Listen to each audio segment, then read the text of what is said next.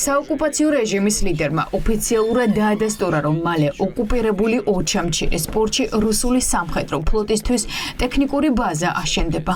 ბადრაგუნბა კრემლის პროპაგანდისტულ ტასთან ინტერვიუში ამბობს, რომ შავი ზღვის რუსული ფლოტისთვის აქ მატერიალურ-ტექნიკური ბაზა გაიხსნება, რომელიც რუსულ სამხედრო გემებს მოემსახურება. არადა ჯერ კიდევ რამდენიმე კვირის წინ საქართველოს სახელმწიფო უსაფრთხოების სამსახური გამოქვეყნებულ ანგარიშში წერდა, რომ არანაირი ბაზა არ იქნებოდა ოჩამჩირეში და საკონტეინერო ტერმინალი შენდებოდა.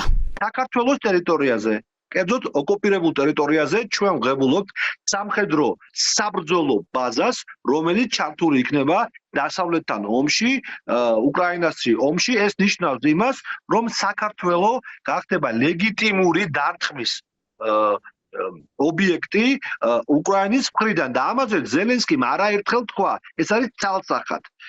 საუბარი არის ოკუპირებულ ტერიტორიაზე, მაგრამ იურიდიულად გამოდის, რომ საქართველო ღებულობს დარტყმას. რამდენიმე თვის წინ პირველებმა გაავრცელა აეროგადაღების კამერით გადაღებული მასალა, სადაც ჩანდა ოკუპირებული ოჩამჩირის პორტში საოკუპაციო ძალების მიერ დაწყებული სამუშაოები. ახლა ჩნდება კითხვა, რატომ არასახა ანგარიში სოსმა ოჩამჩირეში რუსული სამხედრო გემების მომსახურების საკითხი. ოხანაშვილმა ვერ გაარკვია თუ მოატყუა ხალხი.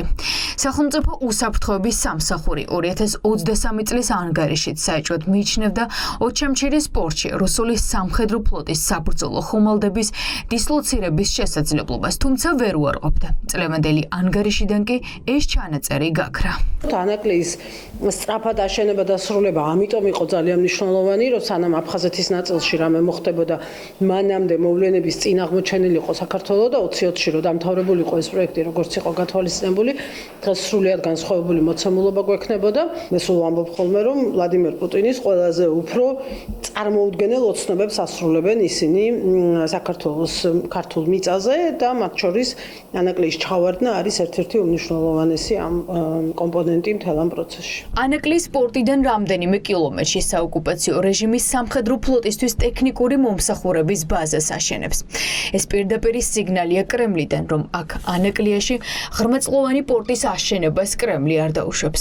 მათთვის ვისთვისაც რუსული გეგმა აშკარა ამბობენ, რომ პუტინს ურჩვენი ტერიტორიების სამხედრო პოლიგონად აქციოს. იდეაში ოჩამჩირეში რა ტიპის პორტი აშენდება, დიდი მნიშვნელობა არ აქვს, იმიტომ რომ ის ყოველთვის რუსეთის მხრიდან იქნება გამოყენებული სამხედრო მიზნებისთვის და სამხედრო ინფრასტრუქტურა შენდება. ფაქტია და ხა ტექნიკური შეიძლება იყოს კონტეინერების განთავსების ადგილით, მაგრამ ყველა შემთხვევაში იქნება ლეგიტიმური სამიზნე რუსეთის მოწინააღმდეგეების, ამ შემთხვევაში უკრაინის. და რასაკეთებს ამ დროს ბიძინა ივანიშვილის გუნდი დღეს საგარეო საქმეთა სამინისტროს საჯარო განცხადება არ გაუვრცელებია და ამ საკითხს დუმილით შეხვდა.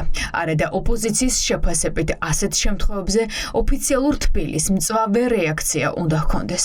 რადიკალები, მათ შორის თქვენი ტელევიზიის მეშვეობით, ახალისებდნენ და ხელს უწყობდნენ, რომ საქართველო გამხდარიყო საომარი მოედანი და ყველანაირ პროვოკაციაში ჩავთვლილიყავით და ამ ქვეყანაში ამტყდარიყო ომი.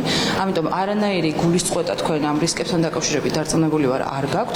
რაც შეეხება კონკრეტულ ფაქტს, ჩემთვის უცნობი არის დეტალები, თუმცა ნებისმიერი მოქმედება, რაც ოკუპირებულ ტერიტორიაზე ხორციელდება, არის უკანონო და რა თქმა უნდა არ ემსახურება საქართველოს ინტერესს. ანალიტიკოსების თქმით, ქართული ოცნების არ გაღიზიანების პოლიტიკამ კრახი განიცადა. საოკუპაციო ძალები საქართველოს მიერ იძულებით არაკონტროლირებად ტერიტორიებს საკუთარი მიზნებისთვის იყენებს. ივანიშვილის პარტია კი ამ უმძიმეს მოვლენაზე თვალს ხუჟავს.